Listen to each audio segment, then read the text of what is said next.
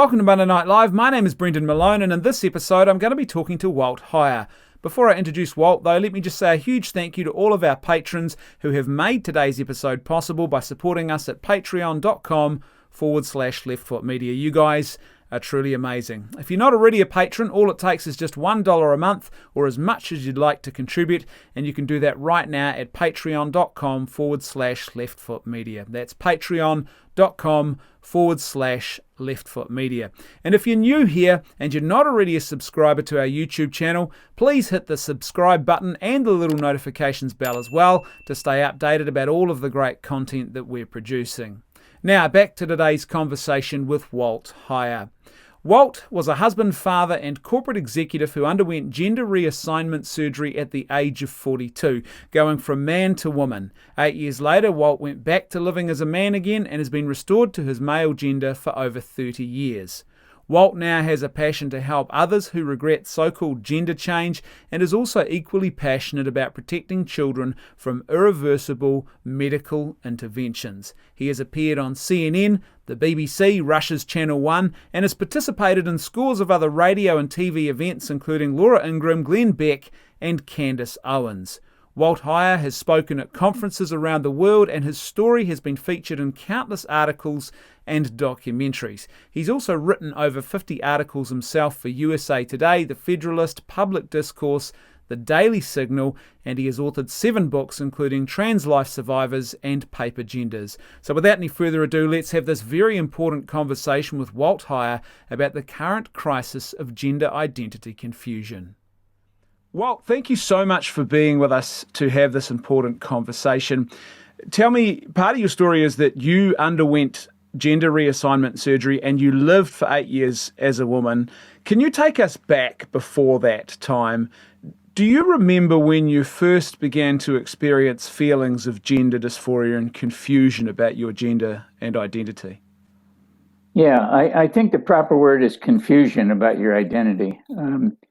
And I don't use the word gender dysphoria because gender dysphoria is actually a feeling. And because euphoria is the opposite of dysphoria. So, you're either happy or sad about how you feel. And so I would say confusion. And how that happened was my grandmother, who was a seamstress for her living, made women's dresses. And when she was babysitting me, she decided to make me a full-length purple chiffon evening dress and put me in it when I was 4 years old. And what I know today, 76 years later, because that was in 1944, at 80 years old, you kind of get a better perspective on this when you've lived through this for so many years. But what I realized that when she put me in that dress and started telling me how cute I was, she was starting within me this sort of dislike for who I was. And in other words, she was planting a seed that was opposite of who I was, telling me how cute I was. And 4-year-old kid has no idea about one word that no one ever seems to talk much about, is about consequences. What's happening when you're doing that to a young child? And what I today call, every time I get a chance like I will today, I call it child abuse. Putting a boy in a dress is psychological and emotional child abuse because that's not who they are. And so while people look at this and they say, well, it's kind of benign, it doesn't hurt them, it does, especially to a young child. So that was 4 years old, and then Grandma did this for like 2.5 years. It was our little secret that we didn't tell my mom and dad about. And so I had this purple dress. Whenever I was at Grandma's house, I would get in it and parade around the house. So, can I ask you a question about that specifically, Walt? Do you look back on that now and do you identify that as like a type of abuse that you underwent, or was it just a play thing, or like a playful thing that was just confusing for you as a child? What was that like? Well, I think that's an excellent question. I think I thought at the time that it was being playful, totally unaware that it was causing me psychological and emotional abuse. And you don't really know that until years later. I mean, I didn't come to that conclusion until I was about 50 years old. So to better understand what was happening, because I wasn't aware of it at the time. But when you realize and start studying this, as I have, because I've been studying psychology, and as you know, I've worked with hundreds, probably thousands of people who've gone through this. And in every single case, they're telling me some event or something that happened that caused them to not like who they are. And they got into this idea about trying to become someone actually you can't ever become, because it's not biologically possible. So that's why it's emotional and psychological abuse. It's a big change then to go from that, though, obviously, to actually wanting to and then transitioning. What brought you to that point, and what did that transition involve? What was the thing that brought you to saying, I'm going to do this, and then actually doing that? What was involved in that? Yeah, my case was a little more unique because there were no words. In most of my early life, no one ever talked about transgenders, transitioning, gender dysphoria. Because it started in 1944, and the very first time anybody ever saw the word publicly about transgender was actually in the mid 1950s, when Christine Jorgensen made headlines, Marine or soldier or whoever it was, had sex change surgery. And so then, like many of us who see things, and we go, oh, well, that must be what I've been going through. So what we don't understand is the damage that we're doing to the psyche in young people, because this is the most critical part of their early childhood development. They're most vulnerable, and to do this to a young child is causing irreparable damage. And so I just thought that I began to believe in my early teens and stuff that I was made wrong, that I should have been a girl, so these seeds get planted and nurtured, and the confusion starts, and you don't know what to do with it. I didn't have a psychologist. I didn't have a cell phone to look up things about what's going on, right? Because this is, it comes much later. But when I got married and had two children, I had a great career. I was an associate design engineer on the Apollo space missions, working in the area of cryogenics. And so I was very successful. I had another career with American Honda Motor Company, where I was involved in helping develop the Acura division for American Honda Motor Company. So I wasn't, some bum on the street. I had a good job. I had good income. I had nice houses, nice cars. But the damage done by putting me in a dress and then affirming me over 2.5 years and planting this seed of confusion led me to the only place where I knew to go at the time. And so I went to somebody who dealt with, who is a quote, gender specialist. And we know who they are today. We didn't know who they were in 1981 when I went to a gender specialist. And the guy I went to, his name was Dr. Paul Walker. And if we go back and look at the history, he actually was the original chairperson for the development of the WPATH standards of care that we use today. So this guy was world-renowned, expert. I was making a lot of money, so I went to the top guy at the time who knew either are you struggling, or do you need this, or do you need that? And within 2 weeks, he diagnosed me with gender dysphoria, and then said, you need hormone therapy and you need reassignment surgery, but you need to go through hormone therapy. This 1981, he said, it until at least 1983 before you'd be acceptable for the surgical procedure. So, I began to think keep in mind, the other thing that was happening at that time, there was no opposition to this. There were no documents, there were nobody writing, there was no Walt Heyer telling people, be careful, here's what you need to know. I mean, there was such a big void in between 81 and 83. There was only one voice, and it was just Paul Walker, the big national world expert in diagnosing gender dysphoria and applying this to surgical. So I went to the surgeon, and Dr. Biber in Colorado, who, when I saw him, had already done well over 3,000 surgeries.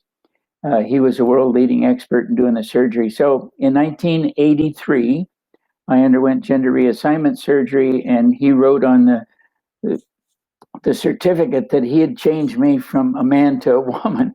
And so I got my birth record changed. I changed my identity. I became Laura Jensen. I was working for Honda, and they terminated me. And within 90 days, because of my divorce and stuff, I was broke and homeless, living in a park in Long Beach, California. Wow, you would have to be then one of the most experienced people in this arena, right? You were at the forefront of, I guess those on the other side would call it pioneering, but it sounds to me like you would call it little more than really being a guinea pig for someone else's ideological and medical experimentation. Is that a fair assessment? I think it's a great assessment. I actually talked personally to guys like John Money and to the surgeon, Dr. Biber, and to Walker. I spent a great deal of time. These were kind of the three leading people at the time who were making these surgeries possible. And Walker on one end was pushing people toward it, and Biber was doing this, and it was supported by John Money, who was at Hopkins and later left Hopkins. But so these were the real experts. That's who they would rely on for their information. Well, I'm sitting here to tell you, they were all wrong, because now that I challenged Dr. Biber in the court of California Superior Court, and I said, I want to change back to being Walt. Yeah, I'm Laura now. You changed my birth certificate to Laura. Now I want to change it back. I want you, because they denied me the opportunity to change my birth record back to Walt. I want you to prove to the court that you actually changed me to Laura. And so he went through this great diagnostic panel, and there's a document in court where he actually admits that it is medically impossible to change a man into a woman. Period. He says he documented it down the line. He said, the only thing you can do, the biggest accomplishment you can make in doing, quote, reassignment surgery, is what he called neuter somebody. In other words, you can make them so they can't produce children. So you're neuter. You're ineffective in producing sperm. As far as what he called inner morphology, which is who you are, he said it remains male. Everything else still remains male. You can take hormones, you can have surgery, but the fact of the matter is, to this date, not one person, not one doctor has ever changed a man into a woman. It's never happened. When did you, as they would call it today, detransition? What motivated that? Was there a moment where it just all of a sudden there was this clarity, this is all wrong, or was this a growing awareness that a terrible mistake had been made and you had to get out of this mess? Well, I became curious about what they were doing, and not knowing anybody but myself. And I started to study psychology at a California university. And I was taking psychology classes, and I came across in the library books and studied them about these cases of individuals changing genders. And what I was noting in all the studies that they produced, that every one of them, they had diagnosed with what they called a comorbid disorder, which meant in some cases they either had a dissociative disorder, they had bipolar disorder, they were schizophrenic, obsessive compulsive, depression. One of the very first one I read was one that was about separation anxiety, and I thought, I've never heard about that.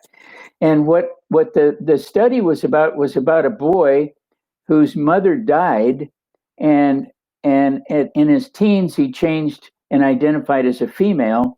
And in working clinically with him, with a psychiatric doctor who wrote this study, said that what he did was, listen to this. This is what we're really talking about. The young man took on his mother's gender role and identity in an effort to not feel like she had died. That was his way of keeping her alive, was actually to assume her identity. And they would call her a transgender in this case, but it's really not. It's false. The person's suffering from a mental disorder. And they found, after providing treatment over about 2 years, that the person desisted from this behavior. So when I started studying these cases, I realized that everybody that I was reading about had some underlying issue that was causing them to behave this way. And the other thing that I realized was, which I think is so critical that most people don't talk about, is the fact that acting out as a transgender, if we really examine it intellectually and be honest about it, is that it's a self-destructive behavior, because you're actually erasing who you are to try to become someone who you really can never become. So everything you do is self-destructive. It's self-abuse, because you're stuffing hormones into your body. That's abusive toward yourself. Cutting off body parts and rearranging your body parts, that's self-abuse. So if we're to be honest, people are engaging in self-destructive behavior about who they really are in an attempt to try to become someone who they're not. And I've had a great deal of success in just talking with people who are struggling. And when I mentioned these ideas about why, and I always ask them, why are you trying to destroy who you are to try to become someone who you cannot be? And when they stop and think about it and realize that they're in a self-destructive mode, and they're actually partnering with surgeons and doctors in this effort to destroy who they are, they want to erase themselves. And they stop for a minute and they go, and that's when they have the aha moment. You're asking me about, did I have an aha moment? Mine came kind of slowly. I just became curious, and I had enough introspective ideas about, I want to look at this. I want to see where it's coming from. I'm not going to take anybody's words for this anymore. I want to see. And so what I've learned is that actually no one in the history of mankind has ever become, quote, a transgender, because that actually suggests that the surgery was successful in changing you from a man to a woman. So we have to throw out the word, because no one's ever done it. And so, and the other idea about transitioning, nobody actually transitions. So if we're to boil it down to what it really is, I was a man in a dress who had surgical procedures done, nothing more, just a man wearing a dress, pretending or identifying as a female, which I was not. I want to talk more in a moment about that. What I think is an inherent fatal flaw in the logic of this ideology. But before we get to that point, you had obviously been through this process. You'd had surgery. You were identifying as a woman. What happens and how do you get out of that? I mean, this is a hugely complex mess that you now find yourself in, right? Well, it depends on how you look at it. I work with people all the time. I go, you don't have to worry. The detransition is not a big deal, because they didn't change you anyway. And when I started studying this, that procedure that they use on your genitalia, was actually originally designed to cure genital cancer. The procedure was never designed to be used for changing people from one gender to the other. That whole procedure was designed to keep people alive who were suffering from genital cancer. So if you realize there are a whole bunch of men running around who've had genital cancer surgery, same surgery, but they're not identifying as women. The only difference is we get into this word game about, oh, now I'm a female. Well, it's nonsense. And so when I work with people, I detransitioned in 1990 and didn't look back.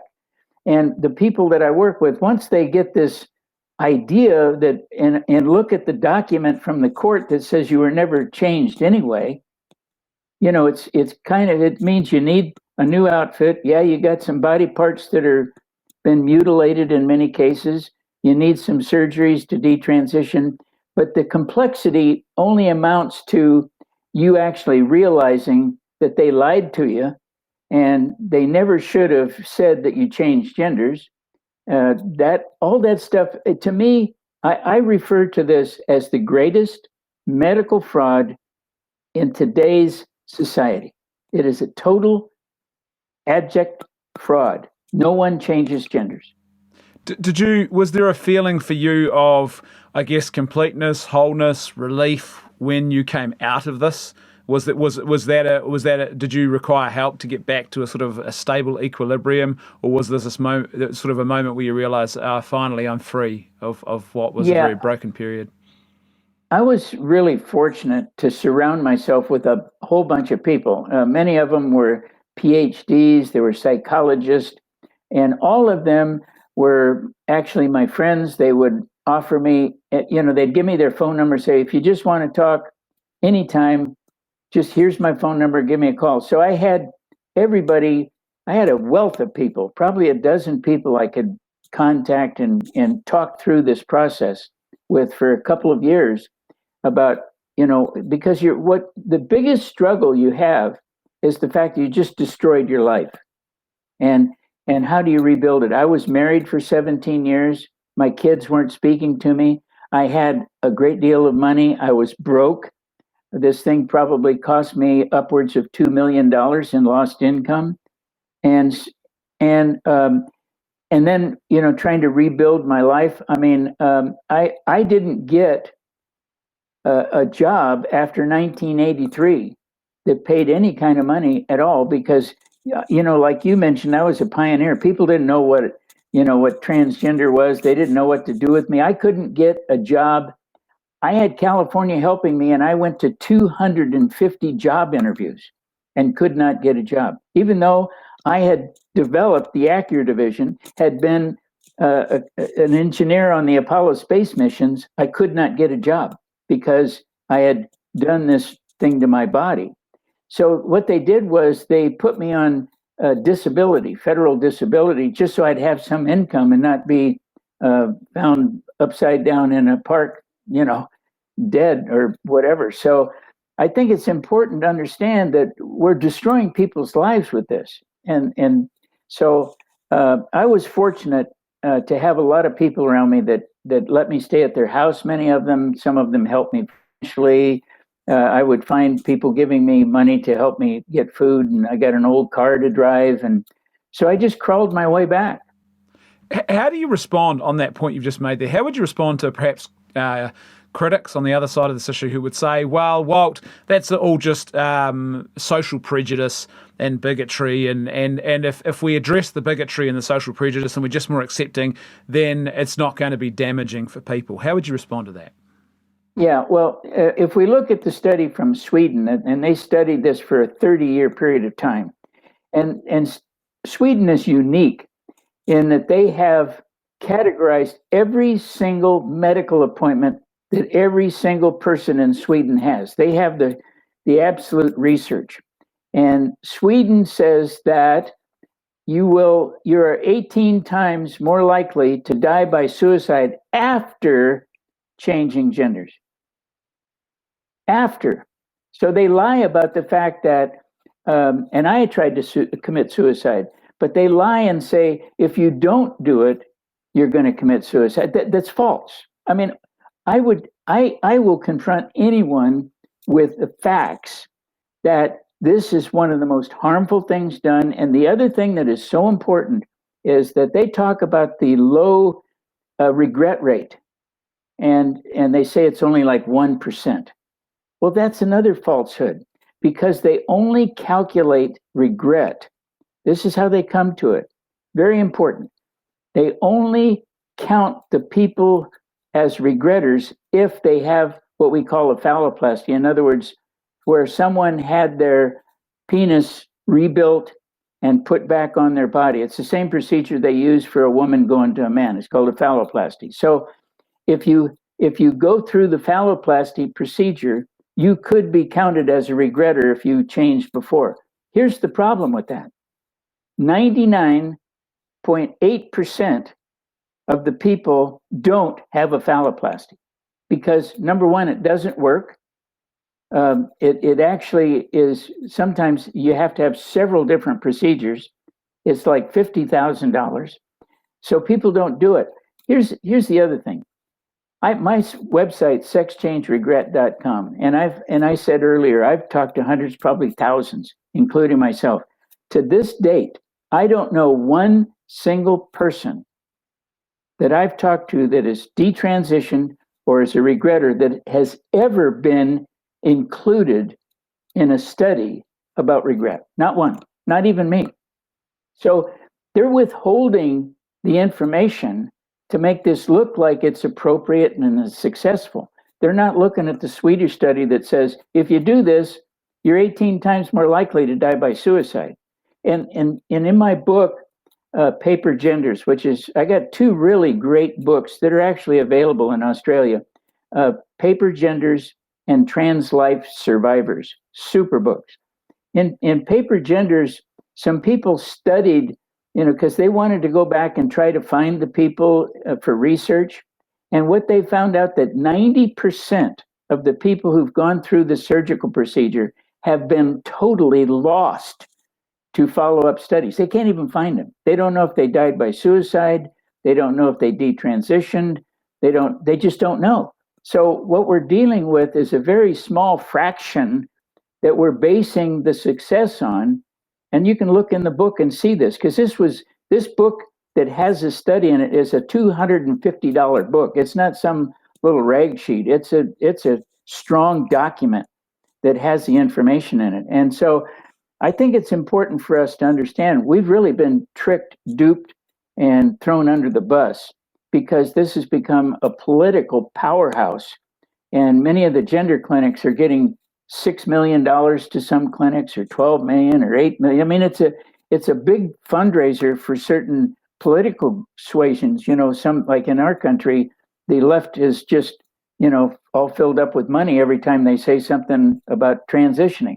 But we're harming people, and we're ruining an entire generation of children. Did you ever envisage this becoming the massive phenomenon that it has become? And why is that, do you think? Is there a social contagion effect here? Vulnerable, particularly young people, confused about identity, and they think, that maybe this is what will solve my problems. Why do you think it has just taken off the way that it has? Yeah, there's several reasons. The social contagion one today for young people is the driving factor, because all kids, kids are funny. I mean, we all go through this. And when I was a kid, you had to dress a certain way, you had a certain way. Kids all kind of join together, and we have kids getting online now, and they get into these chat rooms, and they begin to all identify as a transgender at the same time. We're finding groups of 3, 4, 5 kids going to a gender clinic at the same time, and they don't have gender dysphoria. It is a social contagion. They just want to do it because their buddies are doing it. And so then we have another factor where an adult men who've been married and have children, maybe that you look at their career, they seem very successful. But what I've found, and I've had some from Australia, as a matter of fact, contact me, I've worked with them. I've had them from all over the world. But one of the things another word that people never talk about, and I have found about 80% of adult men who are heterosexual men who are married suffer from a word called autogynephilia. When was the last time you heard people talk about autogynephilia? Not commonly. Okay, well, autogynephilia probably accounts for 80% of the married men with children who identify as a transgender. Autogynephilia is a sexual fetish disorder. And what happens in the sexual fetish disorder is they put on women's clothing and makeup and all of the garb, and they stand in front of a mirror, and they become sexually aroused by what they see in the mirror. And that sexual gratification becomes their entire sexual life. That's what they repeat over and over and over again. Autogynephilia is a powerful sexual fetish disorder. And then there's another group of men who are suffering from transvestic fetish disorder, which means they are aroused by certain clothing, pieces of clothing, shoes, or whatever it is for them, undergarments. It's an uncomfortable subject, but people need to understand they're not transgender. These people are suffering from deep-rooted sexual fetish disorders, and they're taking that opportunity to identify as a transgender because that's socially acceptable. But it's not socially acceptable to sit at the nice coffee shops that you have in Australia that I love and sit around and go, well, I'm really not a transgender. I have a sexual fetish disorder of autogynephilia. We haven't got to that point where we can actually talk about these things that happen. But I spend time talking with the wife. And when they write me about their husband who's wearing women's clothes, he said he wants to transition, I always ask him, is he becoming sexually aroused when he puts on women's clothing? And if he is, then he has a sexual fetish disorder. And I say that, and all we have to do is look at this. And I always tell the wife, understand this. There isn't one woman a real biological woman, who gets sexually aroused by getting dressed in the morning. So in contrast, when her husband's dressing up and becoming sexually aroused, that's a sexual fetish disorder. So, these are uncomfortable topics that nobody wants to identify. We don't really have that, transgenderism. If we boil it all down, we have people who have body dysmorphia, people that have bipolar disorders, schizophrenia, dissociative disorders. Obsessive compulsive is huge. They get this idea in their head and they can't stop. And in all the people that I've worked with, I would say well over 50% of them were sexually abused as children, or in some way. Maybe they were just molested. Maybe in some girls, it was more direct than that. And the other thing that I've learned in talking to people is that many boys, when they were sexually molested as a young person, want to get rid of their genitalia. And we've heard stories say, well, I don't like my genitalia, I want it gone. Either one of two things happen. Either they have body dysmorphia, or they were sexually abused, and ridding themselves of their genitalia is the way that they protect themselves from ever being sexually abused again. So if we stop for a moment and think about that, if in their world of being abused, if I just get rid of what they're touching, they won't touch me anymore. And the same thing occurs in the girls that I've worked with. They've been sexually abused, and they feel like if they're bulked up and they have a beard, that they're going to be unattractive to the people who've been sexually abusing them. So it's a defense mechanism in both male and female. When I say it's, identifying as a transgender, as a different gender, is a defense mechanism against being sexually abused. So it seems to me you've identified, I think, one of the key aspects of all of this is that there's just a complexity here with the human person, with causes, with how we identify. And therefore it seems that, particularly when you think about now, we are targeting children, very young children with this ideology, that there's a sort of an irony in this completely reductionist and overly simplistic approach as being touted as the sort of sophisticated answer, but in actual fact, it's not even considering all of the multitude of complexity of human meaning and identity and all of the causes that could be going on here. It just wants to take a very simple either-or solution and then say, well, we'll put you on puberty blockers, for example. Yeah, but if you look back, follow the money, because I do this for free. I've been doing this for free for 12 years. I've never charged anybody a dime. I make money off of selling books. And if somebody invites me to their country to speak, which I've done a couple of times in Australia, but I don't charge people to help them detransition. The gender clinics are getting huge amounts of money, oftentimes from their government. And what I always want to tell the government, if you're going to be doing this, would you please put in those bills the willingness to pay for their detransition? Because they're unwilling to do that. In fact, that's why my website, Sex Change Regrets, gets so many people contacting me, because no one will help them detransition. They come to me from all over the world. I'm in Russia, all over. I mean, the UK, Australia. I mean, it's crazy. They will cut their body parts off and ruin their life. But if they have regrets or want to detransition, they want nothing to do with them. That's why they attack me. They think, they can erase me. I'm sorry, I'm going to be around. I'm 80 years old, and I don't care what you say about me anyway. So, and I've been effective. As an example, they're giving kids hormone therapy, hormone blockers. And just recently, I've had two. One that was a 13-year-old who had identified as a boy for 3 years. Mom contacts me. She's like, doesn't know quite what to do. She thinks her daughter's getting more and more depressed about who she is. And so I asked her, I said, just sit down with your daughter on the couch, turn off the television, turn off everything, and sit down and ask her a couple of simple questions, like I mentioned earlier, and ask her why she wants to destroy who she is. Why don't you like who you are?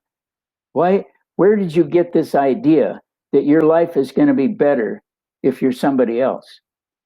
And the daughter paused and told the mom, she says, because dad was a bad dad. And they come to find out dad's been hurting her. He's been abusing her sexually. I had two cases. One was a 15-year-old and this 13-year-old. And here's the good news. She was getting ready to opt for the hormone blockers in this 13-year-old. Within 5 days, this 13-year-old wrote me one of the most beautiful emails telling me she's now a girl. She loves being a girl. She's not depressed anymore. But the depression wasn't about her gender. This is so critical that people, I'm amazed that doctors don't see this. She was depressed because she had been sexually abused, not because she was a girl trying to become a boy. And we don't really take enough time with our young people to talk to them about, why are you wanting to change who you are? Where'd you get this idea? Why do you want to erase yourself? Because that is actually self-destructive behavior. I want them to tell me and articulate why you want to do this. And you know what? When they start thinking about it, that's when the light goes on. But if we're always in this mode where we're just going to stuff them full of hormone blockers or hormones and give them a new name and put the boy in a dress and the girl in pants, we're never going to get to the bottom of the underlying issues that are causing children to not want to be who they are. Last year, the Heritage Foundation, they had a panel video that featured yourself that was removed from YouTube because of the quote-unquote violation of hate speech guidelines. How difficult have you found it to actually have this conversation and to be honest in the public square? It seems there's a lot of people who are gatekeeping to try and silence voices like yours. Yeah, well, I welcome them silencing me. They can silence me because my book sales go up about 100%. So they can silence me all day long, and it's a financial benefit. It's a windfall for me. So what they didn't like that day was I called it's a childhood development disorder. And what I meant by that was that the children come to this idea because of adults planting seeds in their mind, like my grandmother did me. I'm not speaking from some distant position. This is what happened to me. Grandma planted the seed, and she caused me to have a childhood developmental disorder because she put me in a dress. That's not speculation. It's factual. It's real. And I've talked to hundreds of other people who explain the very same thing happened to them. So this is not a one-off case. I mean, my book, Trans Life Survivors, has a whole bunch of stories in it. And I mention these books because they're really important. I had a psychiatric doctor in Arizona, here in the U.S., that read Trans Life Survivors. He himself personally bought 700 of the books to give to other psychiatric doctors because he said this book is so important. It seems to me here too that the elephant in the room, this is what I alluded to earlier on with what I think is the fatal logical flaw in this ideology, is that the ideology says that gender has nothing to do with your biological reality, your physical body, and therefore you can change your gender. But then the ideology also says that in order to change your gender, your body has to be changed as well. Well, to me, it seems that's a complete contradiction, because if it is nothing more, if gender is not bodily, then a surgeon can't change a gender then. So why are we changing bodies? But it seems that that's the elephant in the room you're not allowed to talk about. What it actually seems to indicate to me is that in actual fact, it's a tacit admission that yes, gender and bodily reality are linked and that you can't separate them, and therefore if you want to change genders, your body also has to be rearranged to try and match what you believe your new gender is. Well, you're spot on, because they have to go through hormone therapy and hormone blockers and inject them with stuff. So what we know that doesn't even change them. And they use this term, and they did this deliberately. Another critical point to say, your gender was assigned at birth. Well, that's another falsehood, along with transitioning and transgender. What really happened is that your gender sex was innate when the sperm hit the egg at conception, and nothing can change after that. And what they're trying to do with hormones and surgery is actually change what happened at conception, and they have failed miserably because it's not possible. So they want to blow off all these ideas, but I love what you said, because they're spending all their time with hormone blockers and hormone therapy and saying, well, you can just identify any way you want, but then they start filling them up with hormones and cutting body parts off. Girls, they take off their breasts. Boys, they take off their genitals and they put them in a different outfit. And then what I have found is so critical is that somewhere between 5 and 20 years after having the surgery, they end up having regret. And if they don't commit suicide, I just met someone a week ago in Arizona. I went and had dinner with him. We flew out there. And he's 20 years in, and he says, I am done with this nonsense about pronouns and stuff. He said, I was born a boy. He said, I was kind of effeminate looking, and people told me, I needed to change genders. This is crazy. I am so done with it. And so he's detransitioning. Many of these people don't even need much clinical help to detransition. They just realized that they've been really, really mistreated by the medical community and lied to about the fact that they can change them when they can't. It's child abuse to do this to kids. Yeah, look, I absolutely agree with that point. I mean, it's one thing for adults to say, well, look, I believe this is what I am, and I'm going to undergo however expensive and extreme sort of a surgical intervention might be. But for a young child, when identity is still forming and it's so very, very vulnerable, it seems to me that there's just no justification at all for that. Well, there isn't. And in my book, I keep plugging my books, don't I? In my book, Paper Genders, there's a study in there that says the brain isn't fully developed in any of us until the age of 24. And so if we realize that we're intervening into these children's lives way too early, and I've had the opportunity to speak in other countries and to their parliaments and other places, and when we talk about these issues, they start waking up and they say, well, we need to protect children from hormones, hormone blockers, and this ideology about changing genders. They might need therapy or they might need a therapist, but they don't need hormones and they don't need surgery.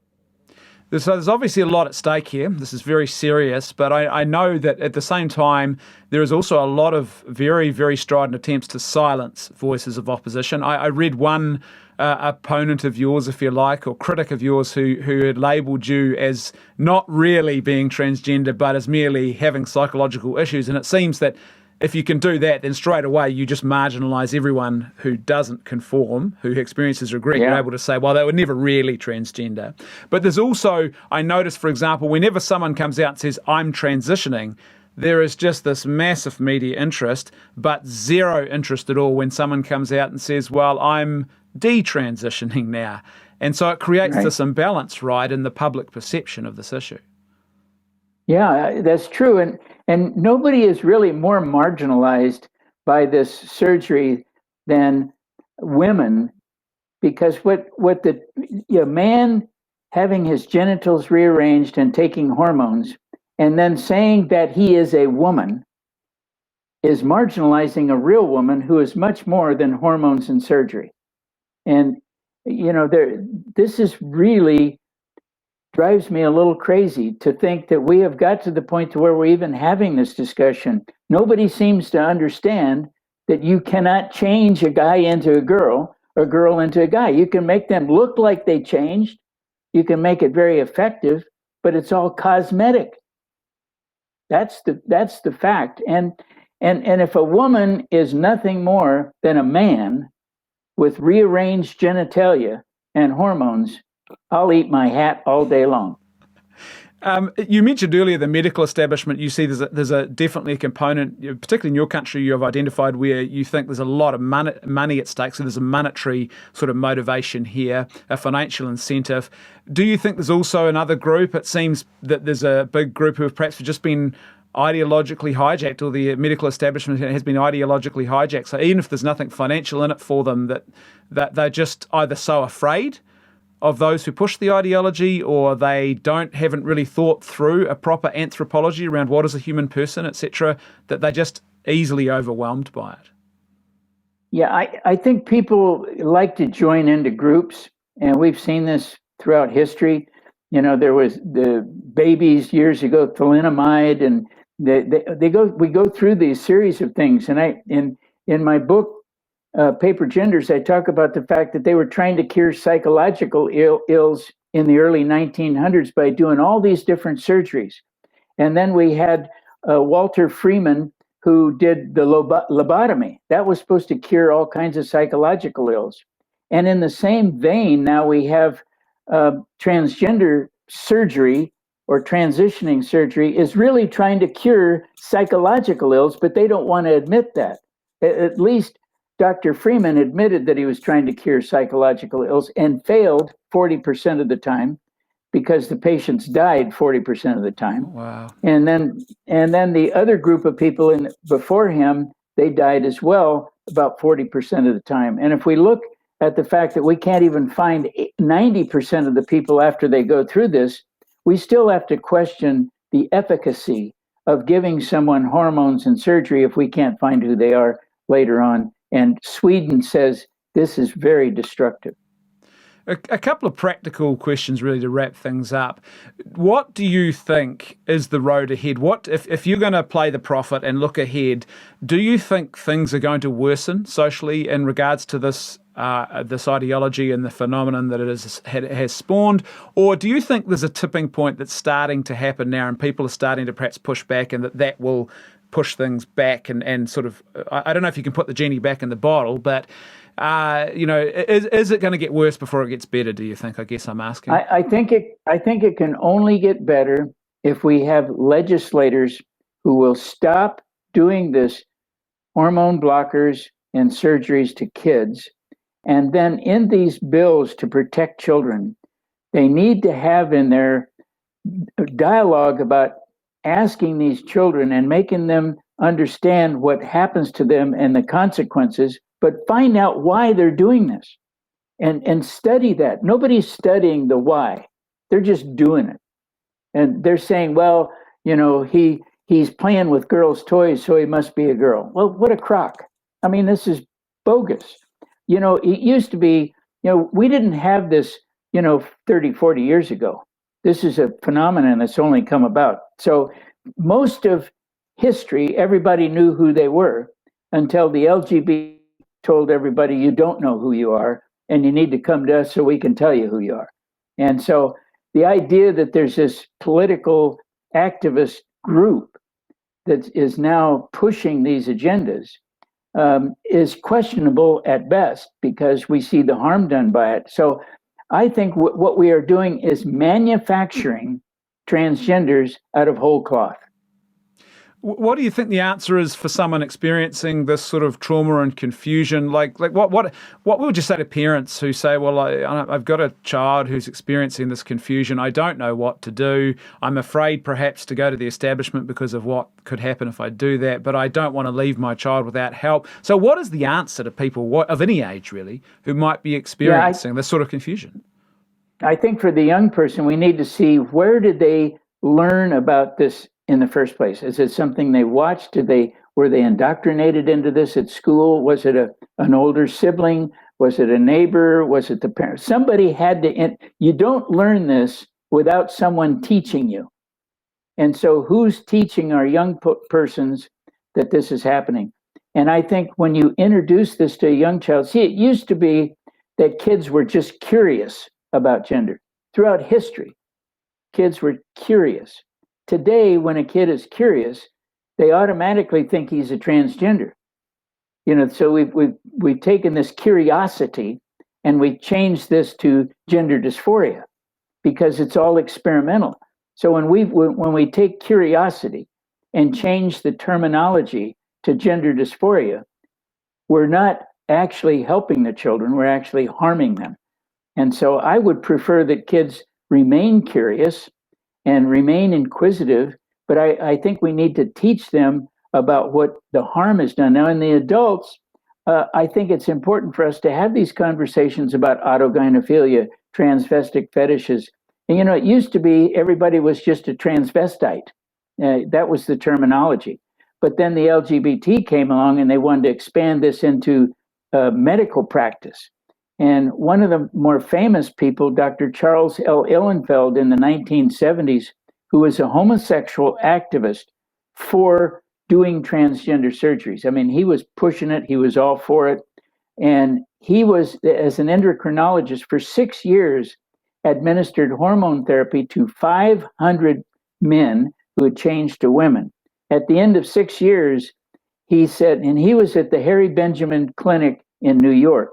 He was speaking to a group of psychologists in 1978, I believe it was, to psychologists, and he said, we should stop giving people hormone therapy because it is causing too much harm, and I see too much unhappiness, and the result, he said, is too many end in suicides. We had that information in the late 70s, but see, they keep suppressing this information. They don't want this out there. It's not that I'm telling the truth, but the truth is having a very difficult time penetrating all of this propaganda. And so I think we can make some headway if we have adult men who are struggling with their identity actually go in for psychotherapy and be diagnosed with, was it body dysmorphia? Is it obsessive compulsive? Do you have a sexual fetish disorder? Why are you doing this? Because there's a reason. It's not because they suddenly developed into a transgender, because to do that, you have to have someone aid this process, which is why it's bogus. We've got quite a few people who tune in who are members of churches and church leaders. What do you think practically churches can do? Obviously, there is a vocal voice from that sector which speaks out against the ideology, but there's still a lot of people who practically are going to come through their doors who are going to struggle with this or who have been through processes of transitioning, etc.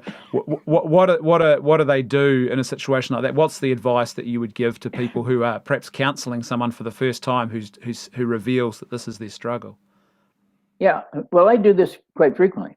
And we need to understand everybody that goes through the front door of a church and sits in the pew has something going on. I mean, we're all human and we all have things that we're dealing with. The biggest thing with a transgender identifying person is they're wearing everything outside. But I think it's really important for churches to learn how to sit down and ask what has caused you to do this. And I always say, everything when it comes to churches is about relationships, whether it's relationship with Christ, relationship with people in the church. And we need to develop relationships with these individuals that are struggling, can help them identify what's causing them to have this disordered thinking that ends up in this disordered behavior. And once we begin to help them, because we don't need to say, you're a wacko, you're a nut job. We just need to sit down and go, what is causing you to behave this way? I mean, it's a gentle approach. And I think it's a fair way to engage people and have them, everybody has a story. And I think it's important for us, especially with people who are struggling with their identity, for them to tell you when this onset was, what their life was like. And today I can sit down with somebody and I can see this unfold, and it paints a picture that I've seen literally many, many times, and many of them are all the same, and they came to this same place of regret. Thank you for being with us, Walt. How do people get a hold of your resources? Can you just tell us, quickly, the books, the website? How do people get them? What are they, and why would they want to get to follow you on these various platforms? they go to sexchangeregret.com, and you can go to the bookstore. There's a tab for the bookstore. I've got 7 books. Sexchangeregret.com website, and it's all there. The website's a beautiful website, and it has a great deal of information and stories. Well, look, I just want to thank you for your courage. I imagine most people in their golden years are enjoying their retirement. You're very active in fighting the fight and being a voice on a hugely contentious issue. And I just want to thank you for your courage in that, and also for taking the time out of your schedule to actually have this conversation with us today. I know I've really been blessed by it. Thank you. It's my pleasure. I appreciate having the opportunity very much. When we wake, hear the birds and see the sun. Side by side our fears are done. Oh, the good times just begun. Oh, we know what we have, let's hold on tight. Found what we're looking for in life. Call us crazy, but things are finally right. With you and I, the future is bright.